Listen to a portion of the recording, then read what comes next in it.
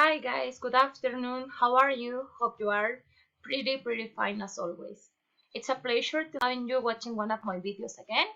Es un placer tenerte observando uno de mis videos otra vez. Y el tema de hoy es súper interesante porque es una grammar review, una revisión de gramática que puede ser aburrida dependiendo de cómo lo lleven a cabo. Pero yo les prometo que va a ser muy interesante esta revisión gramatical. Y es una base muy importante y fundamental para comprender el idioma inglés. Entonces no se empiecen a presionar desde que escuchen la palabra gramática porque no va a ser aburrido, lo prometo que no es así. Simplemente es entender, es comprender cómo se estructura una oración en inglés, al igual que como lo entendiste cuando estabas chiquito en tu idioma natal. Por ejemplo, acuérdate de que en la primaria te decían los profesores, para armar una oración en español, subráyame con un color el sujeto, subráyame con otro color el verbo y subráyame con otro el predicado y con otro adjetivos calificativos. Es lo mismo en cualquier idioma, chino, mandarín, japonés, italiano, el que sea, vamos a requerir entender esa estructura gramatical para poder ejecutarla de manera más fácil al momento de hablarla. Entonces yo les voy a ayudar a comprender esa estructura para que la puedan aplicar lo más rápido posible en su idioma, en las oraciones en inglés, ¿vale? Entonces, la estructura gramatical en el inglés es igual que en el español.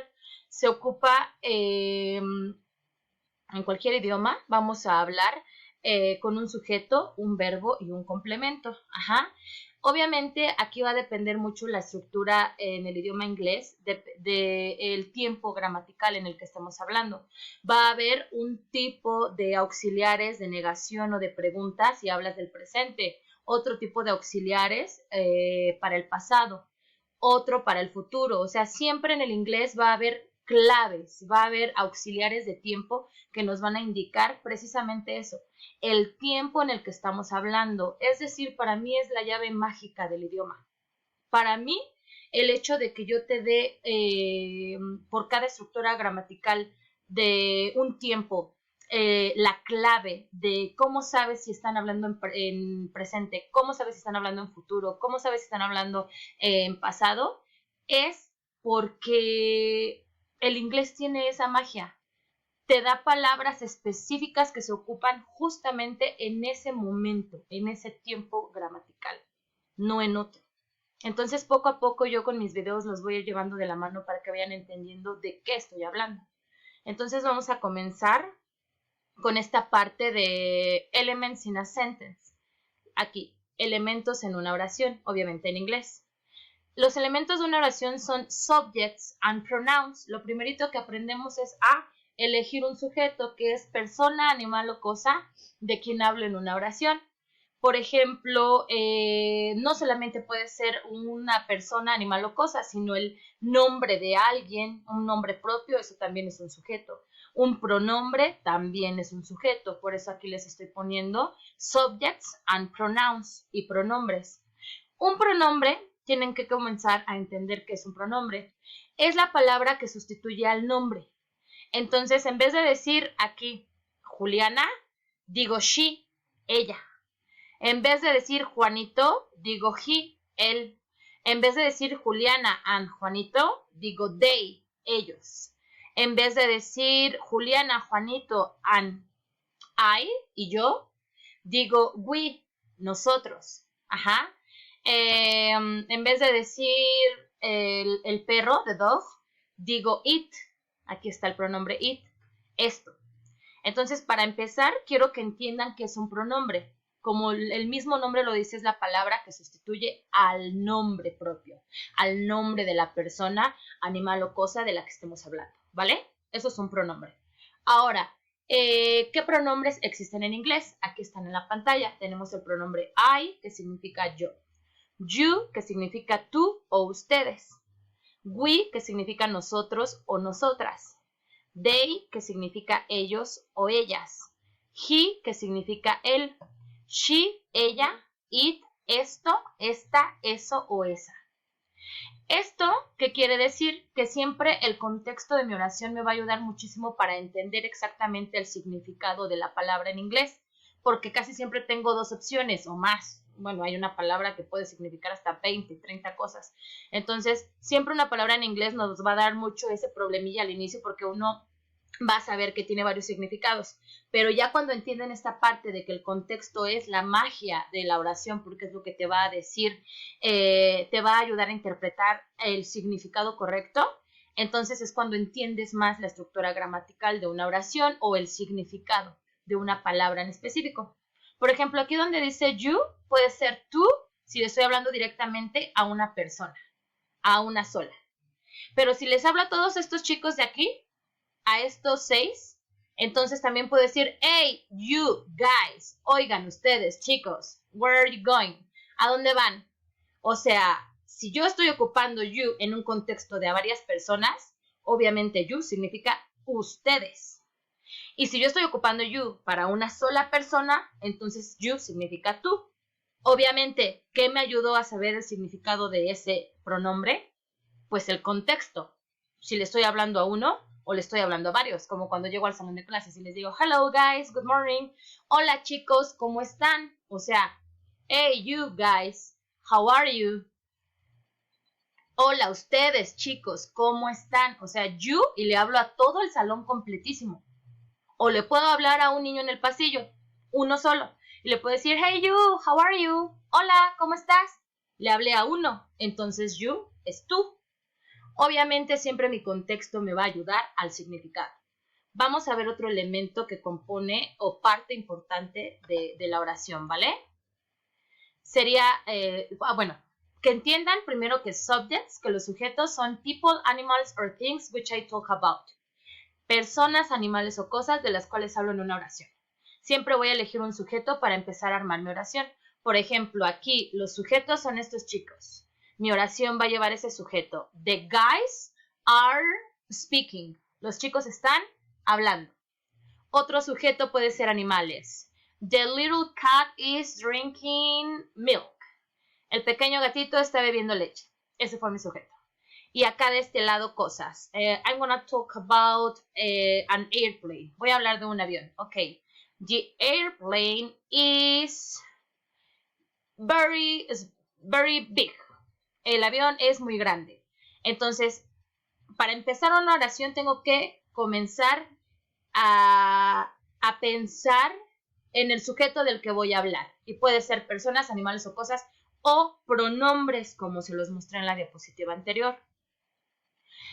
Verbos es la segunda cosa, el segundo elemento súper importante en una oración positiva. Esto ya va a depender del tiempo en el que hablemos. Por ejemplo, aquí son verbos en presente. Pero siempre que vayamos a hablar, por ejemplo, en el pasado, pues vamos a poner verbos en pasado. Cuando vayamos a hablar en tiempo futuro, pues vamos a poner verbos con el auxiliar en futuro, que sería will, pero que hoy no voy a enseñar. Así es que hoy no los meto en ese relajo. Hoy solo les estoy enseñando cómo se compone una oración. Lo primero fueron sujetos, ahora lo segundo verbs, verbos, que son actions, acciones. Acciones que ejerce un sujeto, animal o cosa. Las cosas también pueden ejercer acciones. La licuadora puede moler, la aspiradora puede aspirar, el refrigerador enfría, el horno calienta. Las cosas también pueden ejercer acciones. Entonces, las acciones son una parte súper importante como segundo elemento de una oración afirmativa. Por ejemplo, en español yo diría, yo trabajo mucho. Entonces, mi primer elemento fue el sujeto o el pronombre yo, que sería I. Mi segundo elemento de la oración es work, este verbo. Y el tercero, un complemento que sería a lot, mucho. O un complemento que sería cualquier cosa extra que le agregues. Les dije que era como una receta. Lo que le quieran condimentar extra a la comida. Por ejemplo, I work in the school. Yo trabajo en la escuela. I work in my house. Yo trabajo en mi casa. I work in the office. Yo trabajo en la oficina. Eso es el complemento. Cualquier palabrita extra que me sepa en inglés para comenzar a hablar y estructurar oraciones en inglés, ¿vale?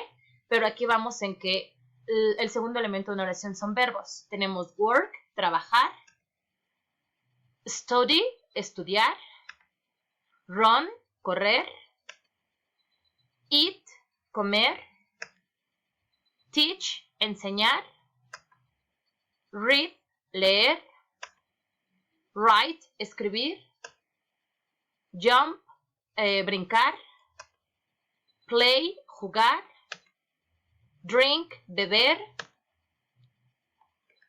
Hasta ahí. El segundo elemento de una oración, verbos. Ahora vamos a ver lo que les decía, la parte de los complementos, o sea, el condimentito extra de mi oración, ¿vale? Ya tengo la primer base, que es un sujeto y la acción que ejerce ese sujeto. Ahora voy a hablar de ese complemento. Por ejemplo, I drink, yo bebo. A glass of water, un vaso de agua. I drink a cup of coffee, una taza de café. I drink a can of soda, yo bebo una lata de refresco. Lo que yo complementé en mi oración fue una cosa. Cambié el objeto, cambié de vaso de agua a lata de refresco. Yo puedo poner cualquier cosa que se me ocurra como complemento de mi oración. Por lo tanto, debo de conocer los nouns, los sustantivos, que son el tercer elemento clave e importantísimo para armar una oración.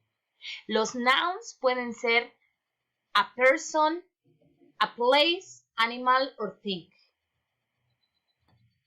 Lo que significa persona, animal, lugar, animal o cosa.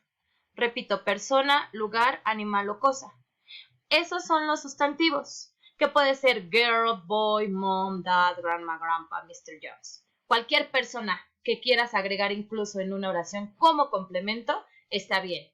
Por ejemplo, I play with my children. Yo juego con mis niños.